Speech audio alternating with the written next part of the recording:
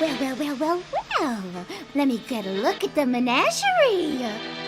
You must be Amethyst. You must be Garnet. And Pink Diamond's Pearl. Well, she took you with her. Isn't that just swell? It can't be. Oh, but it can be. And it is. I got a new style and a few new toys that are gonna put an end to your happily ever after once and for all. Whoa, this has got to be a misunderstanding. In case you haven't heard, I've established peace across the... Yeah, I've heard.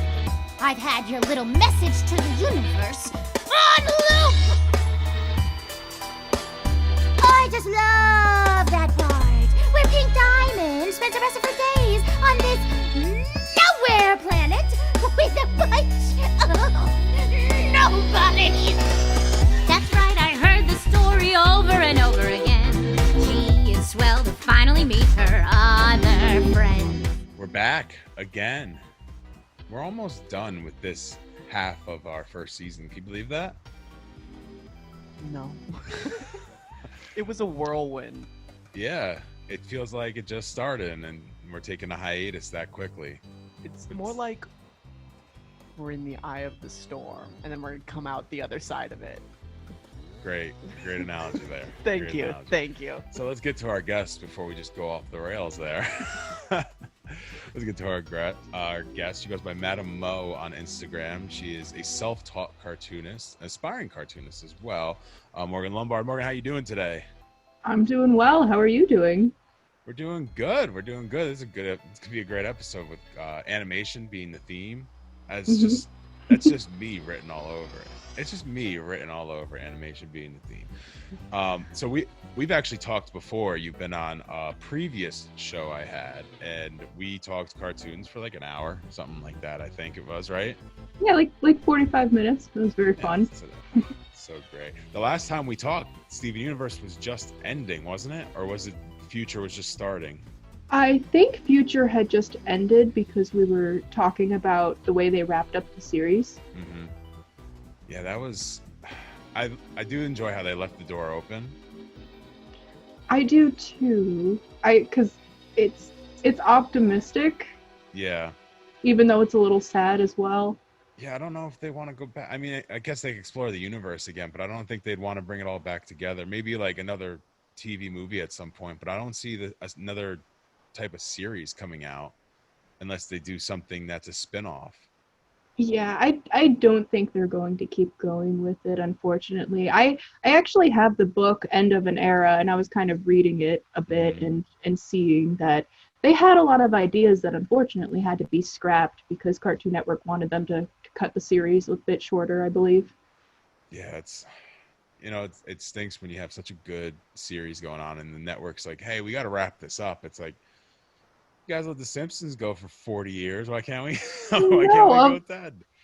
And Steven Universe, especially to me and a lot of other people, it was like legendary and very impactful. So yeah, unfortunately watching it get cut short like that was not the best outcome, but still I liked how it ended and I'm grateful that it even happened. Yeah, see, that's a great outlook to have because you know what, most fan bases don't. And one person we're talking to next is Darren Nefsey, and she gets a lot of people coming after her. They're saying, "Oh, it was rushed, this, that, and the third." What they don't understand is she doesn't have control of how many seasons it goes. Oh yeah, I don't think she's the one who deserves the backlash for that, especially because it really was a fantastic series and worth cherishing.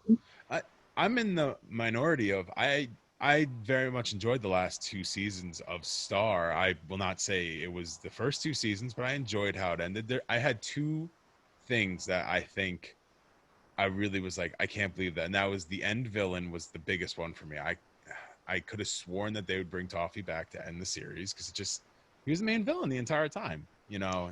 He was, but I think in order for Eclipsa to be free, he had to be destroyed. So yeah. That's the only reason I think they completely obliterated his character. Although he was a very interesting antagonist. Michael C. Hall, which is amazing. Yeah. Love Michael C. Hall. Great voice acting. Yeah, well, great voice acting. He was also a great actor. When he played Dexter, he was just so good as Dexter, and now it's coming back. Dexter's coming back for another season. They're Thank bringing God a we lot live of in shows the back. year of reboots, right? I know, Everything's Animaniacs, all of it. Everything's coming back. We got the Animaniacs, the Boondocks, Dexter's coming back. What else has been rebooted recently? I mean, you could go to CBS and they've had Miami Vice rebooted and all those shows rebooted, but I'm excited for Dexter to come back because they left off in such an awful spot. Hopefully hopefully it's not like Scrubs. I don't know how many people have watched the entire series of Scrubs, but man, season 9 really killed. I Killed know them. my roommate absolutely loves that show. Is that more of like the medical type? Yeah. First, it was the most Yeah. medically correct show at the time. It may be all time, but I know at the time it was the most medically correct show on TV, which is That unbelievable. checks out because she wants to be a nurse, so that checks out that she likes that show that much. It's great. Like they had an on-set medical expert all the time to make sure, like, is this correct? But it also can be the most medically correct show because you don't have to be like House, where they have to create this new disease that no one can solve. Like you can actually just do real medical stuff because it's a comedy and a sitcom and stuff like that. But then they made season 9 where the doctors became the teachers and they brought in these new. Oh, it was so bad. It was so bad. It was terrible. Now they do their new podcast, and I hear it's very good. I think I listened to like the first episode or something like that. Man, you're looking at me like I have 6 heads. You have no idea what's going on, do you? I mean, I honestly, My co-host is looking over here like I have 6 heads, like I'm talking all gibberish right now. well, I understand the enthusiasm about shows. I just haven't. I can't say that I've seen all of the seasons of those shows either. But there you go. See, I'm the minority again in this conversation. So you do a lot of illustrations and stuff like that. You could see them right behind you right now. I definitely catch the moon from Zelda. I see Over the Garden Wall. I see Steven Universe, obviously. I see Adventure Time. Adventure Time is I see Ice King of Marceline, Calypso. That's all I can really. sorry if it's a little hard to tell. The whole wall is kind of there's covered. Infinity Train. That last season of Infinity Train was actually it's so sad that they just God. didn't keep following. That was it was everything I expected and more. It was incredible. Very morbid way of ending it though, and I hope it gets rebooted because not rebooted. Like I hope they continue. Yeah, because there was a rumor that they weren't going to continue with the series, which is unfortunate because that's what it said, that they're not going to do a season 4 because there's just not enough support behind it. There weren't enough people watching it. That's why I tried making some art for it, but I hardly have enough influence to be able to get a show to continue to go, but it would be nice to see more of the story. Every last person counts. Don't say you don't have any influence. Every last person counts to get something like that going. I mean, that's what happened with season 3. There weren't supposed to be a season 3, and then they had all this influence going, and then now it got picked up for 3, and now hopefully it gets a 4 because that was so good. Yeah, I wanted to know more about like Amelia and the history of the train and everything. Which I could have got more into, but. And so, like, looking at your wall, you have so many things up there. What was your first drawing that you had that like really blew up? Because from what I can see, all those look awesome. So what is the first drawing you did that like really got some attention? I don't know if it's up there. I have to try and remember. It was kind of like more of a transition with that because I started posting like different line art drawings of Steven Universe, that fandom is amazing and they've supported me until the very end. So like I think like maybe a drawing of Rose and Pink Diamond. I did a lot of them because I usually did a lot of black and white. So when I started mixing in colors and stuff, I think that's when people started to notice it more. Notice like, I don't know, just what I do in general. I didn't expect my page to escalate as much as it did so quickly. Mm-hmm. But it's really exciting. Usually though, I think the Steven Universe stuff does significantly better than any other cartoons that I try to put out there. Did you get a share or repost at any point that really blew up a picture? Well, Susan Egan, who's the voice actress for Rose Quartz and Pink Diamond, she had shared my artwork before. But I think that's about it. It really has just been me trying to interact with people. Sorry, my cat's over there if you hear any noises. Okay. Um, We've had dogs, cats, all. I think one time we had a cow moo in the background. We've had a lot of animals on this show. if you hear meowing, don't be surprised. We're supporters of animals on this show. Oh, Yeah, someone's absolutely. mom walked through the shot. We had someone's mom walk through the shot. That did happen. Hey, all sorts of guests. Yeah. Um, Everyone's welcome. Well, I'm sorry, what was I saying? You were talking about having a post reshared by the voice actress for Rose Quartz.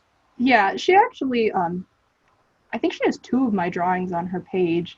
And then there's also, I know we talked about the Midnight Gospel last time. Mm-hmm. Trudy Goodman, she liked one of the drawings I did of her character. And then she also followed me, which was really exciting. That's awesome. Because she's an incredible person, not just she's not even a voice actress, but she's just so intelligent. And I love her viewpoint of life in general. So when did you start drawing? Was it a young age? It was a young age. I would oftentimes like doodle on my paperwork in class. One time I think I had to have my math book checked out and it was just filled with cartoons and hardly any math. In there. So I wasn't good at the drawing. There were just math. really bad drawings in my math book. Well, I wasn't always the best at drawing, but because I just did it over and over and over again, that's how my skill was able to build up to what it is today. It still needs work, but I'm trying. And how much original stuff do you do? I know last time we talked, you talked about doing an original comic, but how much original stuff do you do? I have to say I probably did original stuff a lot more when I was younger, which is just designing characters and writing stories. And now I just kind of have one story that I've been working with for a while. I just have so many ideas, but I have to put all the pieces together. And, I'm trying to also be able to represent as many people as I can in positive ways, but I want a story that reaches people, just all that. It's going to take a lot of effort, but I'm excited about it. Yeah. So are you in like the pre-planning stage of it, or what's going on with that? Pretty much. I've got like sketchbooks of notes and drawings, and then whenever I get ideas, like maybe late at night or something, I'll grab my laptop and I have pages and pages of writing in just a Google Docs document. And so you've alluded to it multiple times. You're self-taught. What's the dream job? If you could have your dream job with it, what would it be? Where would you end up with it? I would just love to have my own show. I know that's like really hard to see myself ever achieving, but it would be a dream come true, or at least to even work on one and help, or even like a video game too. As long as I can get in with the character design and the story writing, I just want to be involved with that mostly. See, I don't think it's a hard dream to accomplish. Just got to work very hard to get to it. Yeah, no dream too big. No dream too big. No dream too big. That's the saying of the show, actually. No dream too big. That's the motto. That's the motto. And then wipe your feet at the door. No dream too big. Wipe your feet at the door. The 2 mottos of this show. Third one, Third one? tucking the homies. Tucking the homies. We got 3. Those are right some there. beautiful mottos. I love them. They're written on the wall. They're in white ink, and we have white walls. We didn't think that one through. Who are some of your favorite cartoonists or showrunners of all time? Well, I think Rebecca Sugar's pretty apparent. Yeah, I would have to say so. Yes. I could go on about her, but I also love Jonan Vasquez because he is just very, very strange and hilarious and creative. And I don't know if he's the creator of like Invader Zim. Yeah. And I mean, those are two of my biggest influences. Obviously, I love Darren Nefsi. She created Star, and Eclipsa is one of my favorite characters, like in general, not even just for her show. She's sitting right on top of you right now in the background there. She is. Is that But yeah. on purpose? You wanted her right over top of you? Or is Nope. that's just how Actually, it worked out? that really was a coincidence because I've had that on my wall for a while now. Wow. See how it all works out? You see how it all works out? No dream. Everything connects. No dream too big. No dream too big. Yeah, so Eclipsa is your picture on your profile, Madam Mo profile on Instagram. What made you go with that one as the profile picture? Just because I think she's the perfect character to represent me. I mean, I can relate to a lot of different characters in general, but just, I don't know. Her personality and her lifestyle, just all of it is very, it was weird when I was watching the show because I was like, I feel like this is just me. Like, I feel like she just wrote a character based on me. But I know, I don't know. Maybe She's did. just... We'll have to ask. Did you write the question? I thought you were looking at me. I thought you had something to say there. No, just giving you the six-headed look. Just giving me the six-headed look. Perfect. So I see that you have a lot of Princess Bubblegum and Marceline stuff. Did you see the new Adventure Time special that came out? I did. How'd you enjoy that one? I very much enjoyed it. I feel like they answered so many questions. It did make me cry because especially when Simon came on the screen, because that story with the Ice King and everything, it always resonated with me, and I never expected to see these characters again. But then all of a sudden, there he is singing one of the most powerful songs I feel in like cartoon history, and it just like brought everything back. And then, yeah, to see Marceline and Bubblegum in such a positive, healthy relationship made me happy. They obviously grew a lot from the beginning. Yeah. People that have not seen Adventure Time, man, you are missing out. You are absolutely missing out. It's just such a great series, and doesn't matter. You could be 8 or you could be 80. It's a great series to watch. It's just there's stuff for everybody. It's so powerful. It's just story is so good, and so many great people have come off of it too. It's almost like Flapjack. Just so many great creators have come off that show. We talk about that all the time. The Misadventures of Flapjack had like 9 show creators of really big shows come off of it. The creator of Gravity Falls, isn't it? Alex Hirsch came off of it. Yep.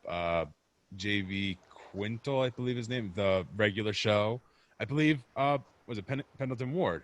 That's Adventure Time. I'm pretty sure he came off that show as well.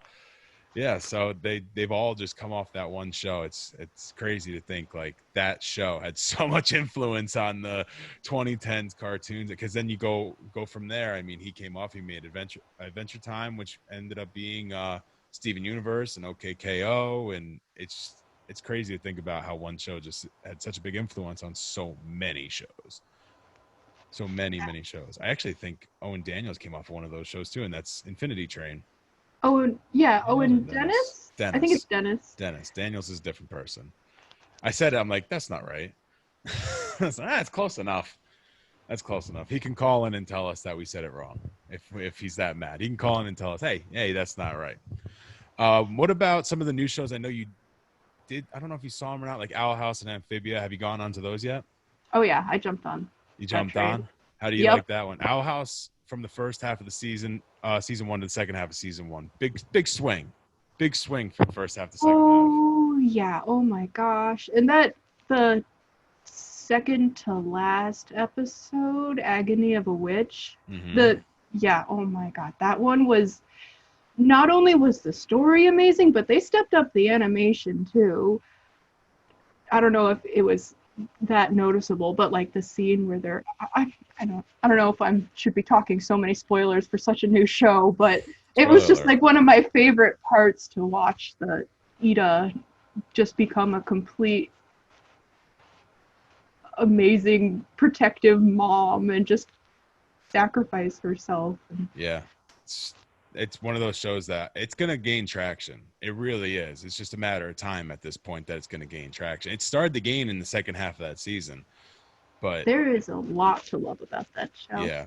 But the thing that's unfortunate for it is that season 2 is going to be pushed back because of COVID. So hopefully it does not lose some of that traction over the time. They've already announced that it's on a delay because obviously everything has to be done from home. And there's so much you have to work through with COVID because you can't work in the same spot as a bunch of other people. And they've already announced that it's going to be pushed back. I really hope it doesn't lose any traction. And it's so weird. I feel like Owl House doesn't get as much promotion time from Disney as Amphibia does. And I think it's a much better series so far. I mean, I still very much love and appreciate Amphibia, but yeah, the Owl House is also something very special. If Alex Hirsch attaches his name to it, you know it's going to be good. I believe. Definitely. What's the creator's name of that? Dana something. I think they're dating. Alex Hirsch and her. And I think that's how he got attached. But I mean, if that's the case, obviously he probably has a lot to say on the story and stuff like that as well. Probably. Yeah. I mean, Gravity Falls is incredible, so I'm glad to see him working on another show. Yeah, I mean, especially you could definitely tell the humor is a bit similar too. Yeah. The weird, random, two clever. Seasons of Gravity Falls that's what they needed. They needed 2 seasons, no more, no less. Like, I'm glad he did not try to push it. And that's actually something I saw in a video that with Star that they were talking about, is that they tried to push past the second season. And although, like I said, I enjoyed seasons 3 and 4, the over arc of 1 and 2 was clearly one arced like story, and then 3 and 4 it seems like are just seasonal stories. It was such a flip because it was more like mostly comedic in the first 2 seasons because they're on Earth, but then it got a lot darker and more serious in season 3 and 4. But I still like both. And then they still kept the humor there too. And not to mention that the characters' personalities are just all very different and unique and just overall entertaining. Yeah, I mean, when they moved from one setting to another, obviously you lost a lot of very good side characters as well, which they really blended in well to the story. Like, they blended in really well to the story. I think Brittany's my favorite. Brittany Wong? Yeah, the preppy girl. Yeah, we didn't really see much of her in the later seasons. No. I mean, at least we got Jana, though. I'm glad we got Jana to come to Muni, even though she was absolutely confused as to how she ended up there. Yeah. And I like how they actually eventually figure out how she got there. Like, it was a good gag, but just imagine if they didn't touch on that again. Like, some shows will do that. They're like, yeah, I don't know. And then they'll just never touch on again how they got there. But not only did they touch on it again, they show why she doesn't remember how she got there and all this other stuff. So I thought, like I said, I thought it was very well done. It's just people thought it was rushed, or people thought because the overarching story wasn't there, they're just looking for too much, I think. Yeah, I was going to say, I think sometimes people focus on the negative and then they might not be able to enjoy the series as much if they don't appreciate all the wonderful things that did come out of it.